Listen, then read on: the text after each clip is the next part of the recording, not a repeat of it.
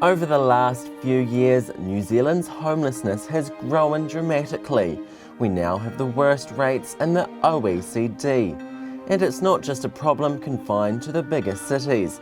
On some streets of regional Aotearoa, beggars are now a common sight.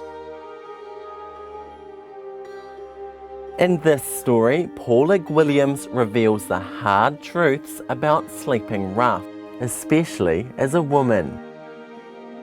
I remember the first few months, I hated it. I hated having to try and find somewhere to sleep, somewhere that was safe. Blankets, like having to carry around bags of blankets, trying to find places where we could stash our stuff so we weren't carrying it around all day. And unfortunately the council would find them and they'd destroy them. So we'd go back to our stash places and our blankets would be gone, it'd be another cold night. Paula says she and her partner first ended up living on the streets of Tauranga after he had an injury that left him unemployed, and they fell into drugs. Crack, that's what did it.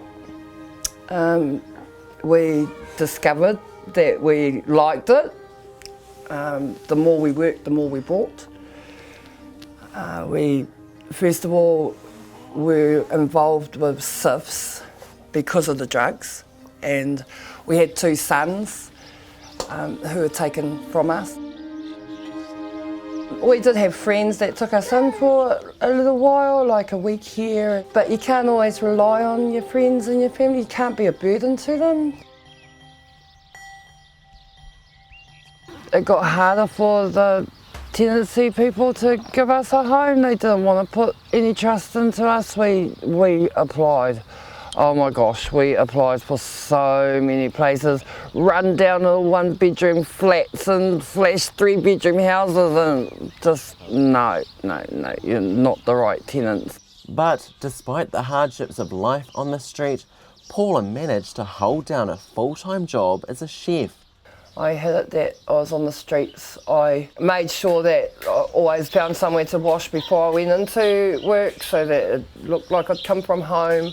I ensured that I was never dirty or smelly when I went to work. And then my boss found out, it was after about 18 months, he found out that, I know, she's on the streets and she's still coming to work.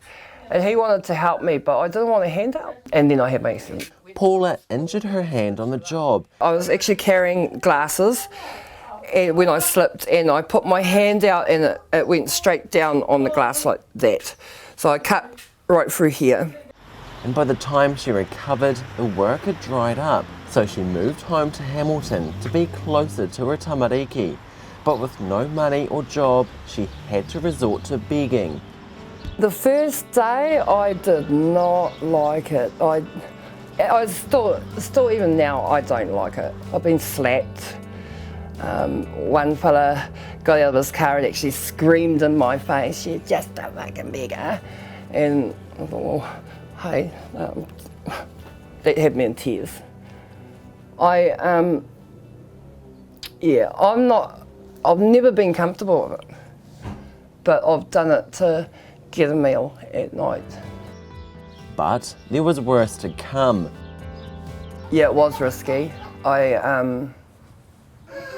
was sexually abused by one of the other men on the streets, because before I met, I was abused by one of the other guys on the streets, and yeah, so that kind of, I became wary about some of them. Like, I thought they were my bros, that they had my back.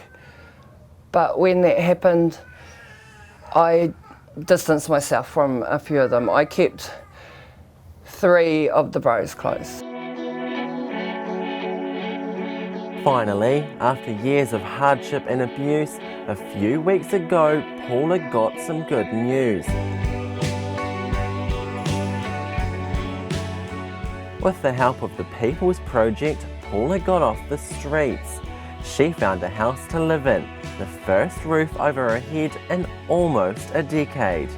Life's changed in the sense that my kids and my mokos can come and visit me now. They can stay the weekend, and yeah, just being able to have friends come and visit and have a coffee. Step by step, Paula's life is improving. She's in regular contact with the 2 sons she lost, and for the first time, looking to the future. She wants to start her own business as a cake maker. I like this one. I've made those pairs. With just $49 a week left for food after rent and bills, there's little to spare. But Paul is determined to get her life back on track. And she's got a message for other beggars and homeless people. At least be honest with your side. If you're going to still go out and beg, you've got to be honest with the people. What have you got other than your own integrity? And if you can't be honest, then you've got nothing.